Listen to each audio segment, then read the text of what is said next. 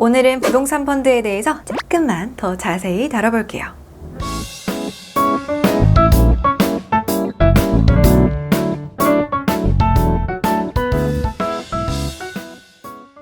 먼저 저번 영상을 잠시 요약을 해보자면 부동산 펀드는 부동산이나 부동산 관련 사업, 지상권이나 전세권은 물론이고 부동산을 기초 자산으로 하는 파생 상품에도 투자할 수 있고 심지어는 대출도 해줄 수 있다고 했죠. 전체 투자 자산의 50% 이상 부동산과 관련된 투자를 하고 나머지는 부동산과 전혀 관련 없는 데다가 투자를 해도 부동산 펀드라는 타이틀이 붙게 된다는 거 말이에요. 또 부동산 펀드라는 타이틀이 붙으면 일정 기간 동안 환매 금지형으로 설정을 할 수 있기 때문에 운용자는 환매 요구로부터 어느 정도 여유를 가지고 투자를 할 수 있다는 장점이 있죠. 물론 투자자들에게도 이익의 90%까지 배당을 받을 수 있기 때문에 사업으로부터 창출되는 이익을 조금 더 많이 안전하게 보장받을 수 있어요. 자, 다만 절반만 부동산 관련 사업에 투자를 해도 부동산 펀드에 명찰을 달 수 있기 때문에 나머지 절반을 어떤 자산에 투자하는지에 대한 여부는 투자자가 반드시 알고 있으셔야만 해요. 그 이유는 바로 위험성 때문인데요. 부동산 펀드가 항공기나 선박과 같은 의제 부동산에 투자를 한다는 건 당연하게 생각할 수도 있는데요. 명목상의 부동산 펀드의 나머지 절반을 대부분 금융상품에 투자를 할 수도 있다는 점 때문에 위험과 변동성이 모두 다 커질 수 있어요.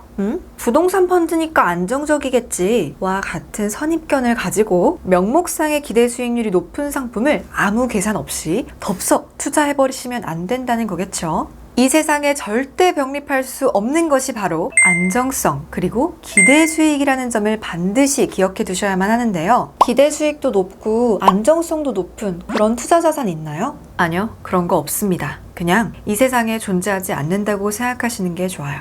그러니까 부동산 펀드라는 명찰을 달고 있어도 수익률이 높은 펀드라면 그 안에 들어가 있는 자산 상태가 뭐냐에 따라서 매우 위험한 투자가 될 수도 있다는 거죠.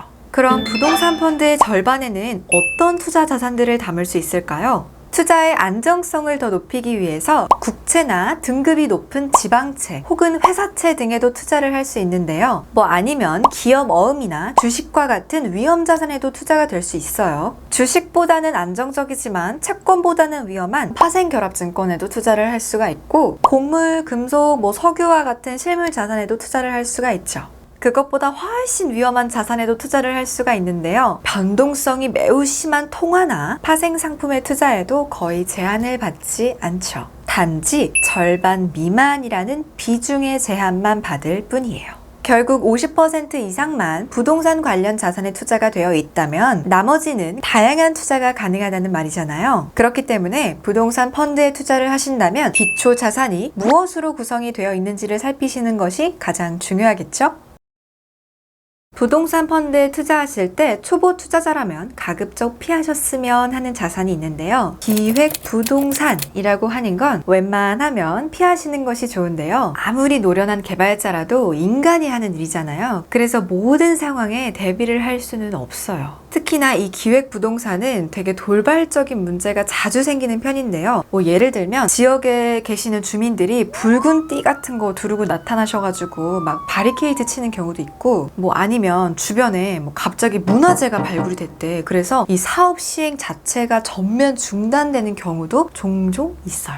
이런 문제들이 생기면 프로젝트 시행에 굉장히 오랜 시간이 걸리겠죠. 그래서 투자자들은 이러지도 못하고 저러지도 못하고 그냥 돈만 묶이는 경우가 생길 수 있어요. 이런 것들이 바로 부동산이라고 하는 특수성 때문에 발생하는 위험 요소들이라고 할 수 있죠. 프로젝트 시행 이전에 토지를 매각할 수 없다라는 조항은 무조건 지켜야만 하는 조항은 아닌데요. 투자 세계에서 무조건이라는 말은 가급적이면 삼가하는 게 좋은데 계획된 부동산 개발의 사업성이 현저히 떨어져서 프로젝트를 진행할 수 없다는 판단이 서면 그 토지를 매각할 수 있어요. 하지만 사업성이 떨어진다는 걸 증명하기 위해서도 상당한 시간이 걸리기 때문에 자금이 묶이는 건 피할 수가 없겠죠. 땅은 그렇다 치고 건물도 마찬가지인데요. 부동산 펀드에서 취득한 부동산은 법적으로 국내 부동산은 3년 이내, 해외 부동산은 따로 정한 기간 이내에 법적으로 매각할 수가 없어요. 물론 합법적인 분양은 가능하겠지만 토지나 건물을 임대 목적으로 구매를 하셨다면 3년 이내에는 매각할 수 없다는 점 반드시 기억해 두시기를 바랄게요. 그러니까 임대형 부동산 펀드에 가입을 했다면 갑작스럽게 돈이 필요하다고 해서 3년 이내에 여러분들이 투자한 투자 자금을 합법적으로 돌려받을 방법이 없다는 거 기억해 두시면 좋겠죠. 돈이 필요하시면 언제든 현금화하기 수월한 재간접 리츠와 같은 상품에 투자를 하라고 말씀을 드렸었죠. 여기서 재간접 리츠라는 건 리츠처럼 실물 부동산을 직접 매입해서 유동화시킨 자산이 아니라 건물에 투자한 펀드의 일정 지분만 갖고 있는 리츠를 말해요. 그러니까 부동산에 직접 투자를 하는 게 아니라 수익 증권에 투자를 하는 거죠.